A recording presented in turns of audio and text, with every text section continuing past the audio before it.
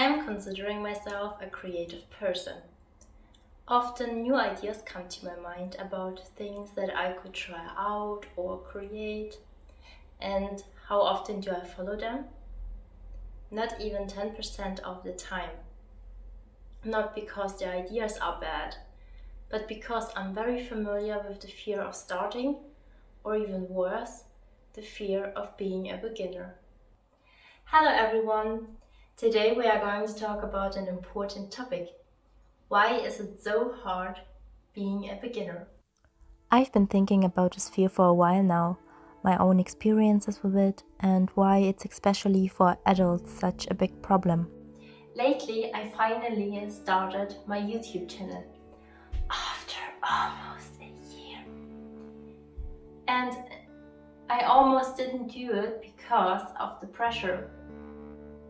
At the beginning, I knew that I'm trying out something new. And it was the first time I had to write a script, set up a camera, film the video, cut it.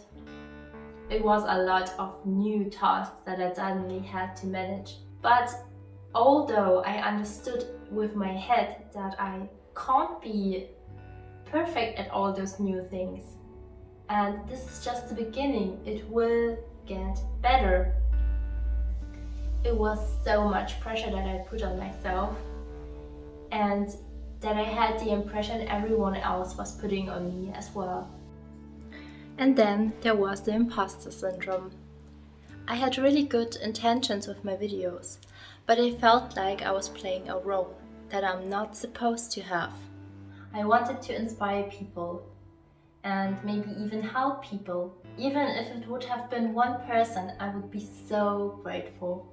Setting up the camera and filming a video and then uploading it to YouTube and coping with this role as a YouTuber, it was very hard for me. I felt like I'm not smart enough, I don't have the skills, nobody's going to listen to me. Why am I doing this? Why am I fooling myself and people? But it got better every time that I sat down and filmed a video. But the worst thing was the pressure from outside, or my perception of it. I was so afraid what somebody might say to me. I was afraid to fail in front of everyone, because everyone would see that I'm starting something new. Everyone would see that I'm starting out with 0 subscribers.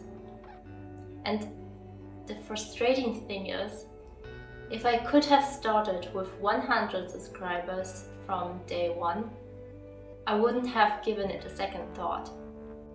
By overthinking too much, we tend to block opportunities from ourselves. It becomes a problem when we don't even try something out just to avoid being a beginner.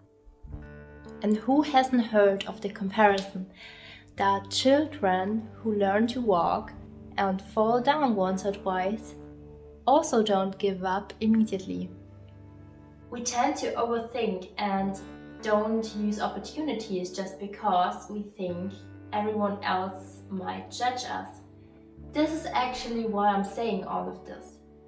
Beginning is not a shame, and being a beginner is not a bad thing. It's really brave and it's really admirable.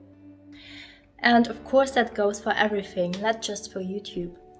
It's admirable when someone embarks on a new career path because the former one doesn't suit them anymore. It's admirable when someone learns a new sport or an instrument. It's admirable when someone starts a business from scratch. And the more in the public eye, the more courage it takes. So start a YouTube channel. Apply to a university that is hard to get into. Learn a new skill and experience the beginning phase with pride. Don't be afraid to be a beginner. Don't be afraid to learn, and don't be afraid to not manage each detail perfectly when you start.